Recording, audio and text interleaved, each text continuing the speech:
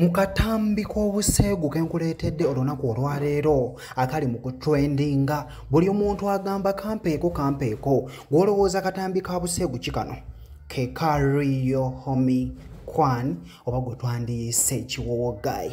Kakati omusajja ono ali mu kubeera nga trendinga era nga ali mu katambi k'obuseegu, naye omusajja ono ali mu kwegaana agamba nti si yeeye. Wabula gwe omulabi wange omulungi nkumanyi osobola okulaba ekituufu kubanga bino ebintu tubiruddemu.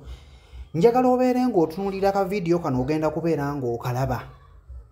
Ngenda kubeera nga nkakuwa obeere ng'okalaba otunulire face zino era nga bw'oziraba okungulu olabe face zino ziyina enjawulo kubanga omusajja ono yeeganya akatambi agamba nti ye musajja mufumbo tasobola kuddamu ebyo si muzannyi wa butambi bwa buseegu oba okitegeera, naye ng'ogenda kubeera nga akatambi kano eno okeerabira kubanga baazannya obutambi buyitirivu nga bw'ogenda okubeera ng'okulaba n'abeera asaanye okubeera ng'okola ki ng'obulaba.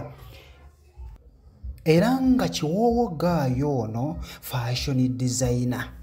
So yayogedde n'agamba nti era bali mu kubeera nga batambuza obutambi obwo bw'obuseegu bakimanye mbu si yeye, naye nga naawe ogenda kubeera nga weerabirako akatambi ngenda kubeera nga nkakuwa obeere nga okalaba.